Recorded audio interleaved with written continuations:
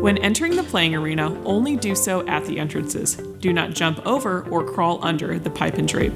If you are in need of a scooter to enter the arena, use the scooters to get to the player seating, and then have someone park in the designated area. The aisles must be clear at all times per Las Vegas Fire Code. Be sure to turn off your cell phones while in the tournament room unless you have a silent or a vibrate mode. Cell phone and smartwatch use is prohibited while a player is taking their turn at the table. You are not permitted to wear headphones of any type during tournament play.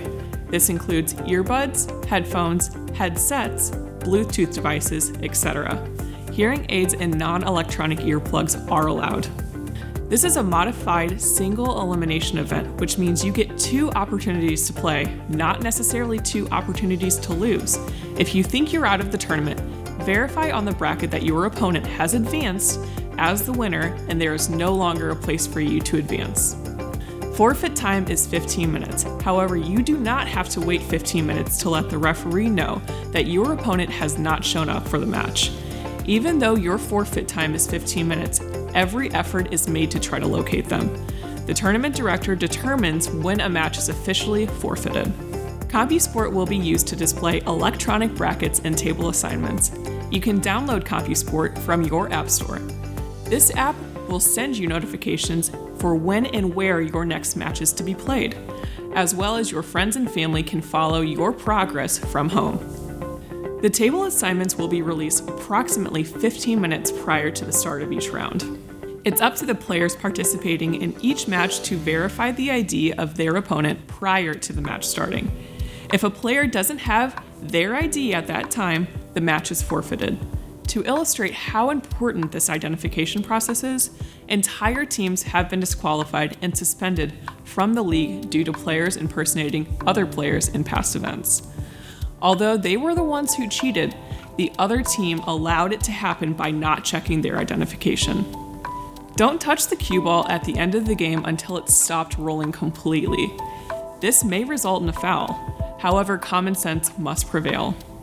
Referees are available at all times.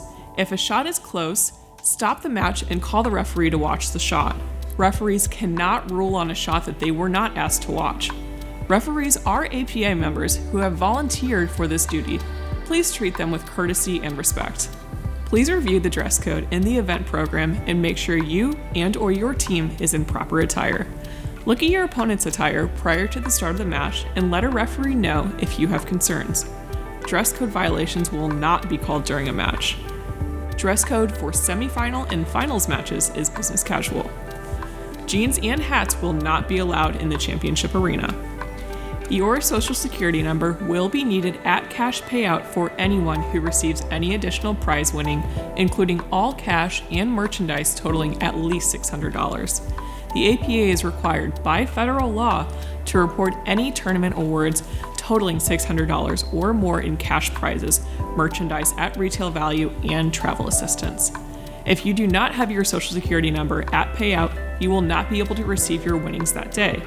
If you are unable to provide the number before the tournament concludes, you must provide it to us before your winnings will be shipped. We have official protest forms at the control table. The fee to submit a protest form is $50.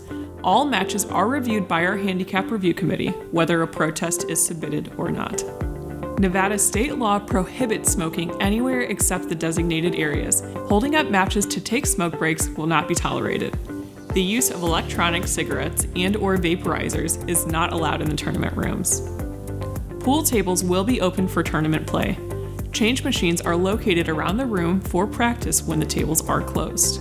Practice is not allowed on open tables between rounds. You may practice by playing in the mini tournaments or on the designated practice tables.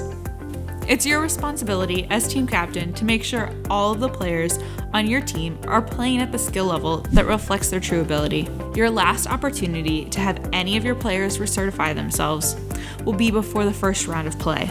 We realize most players practice more than normal before they come to this event. Some players may not drink as much, and playing conditions are likely better than what they are used to. Don't get disqualified due to any of these reasons. If you are playing locally at a higher skill level, it's your responsibility to ensure that you are playing at that higher skill level here. Teams may choose any 3 of the 5 team members to participate in each match. You do not have to use the same 3 people in every match.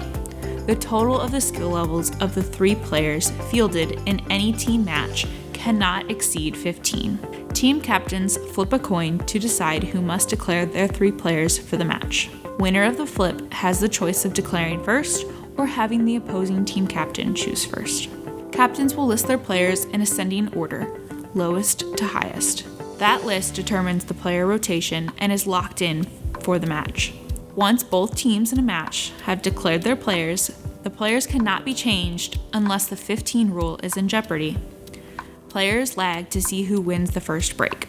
Starting with 8-ball, players alternate between 8-ball and 9-ball racks. Once the first 2 players have completed their rack of 8-ball, the second 2 players in the rotation will play a rack of 9-ball. Upon the rack's completion, the next 2 players in the rotation will play a rack of 8-ball. Once set, the player rotation continues until a team reaches the required points necessary to win the match. The winning team breaks with the next player in the rotation after each rack. Each individual rack is worth 1 team point. Games Must Win chart will be used. A player's highest skill level between formats, 8 and 9-ball, must be used towards the 15 rule. The exception is skill levels 8 and 9 will only count as a 7. Only 1 player of skill level 6 or higher may play in any given match. If a team has only 3 players eligible, and 2 of the 3 are skill level 6 or higher, one of the senior skill level players must forfeit their spot in the rotation. 1 timeout per player per game will be allowed. 1 score sheet will be provided for both teams to keep score. Once the match has been decided, please circle the winner at the top of the score sheet.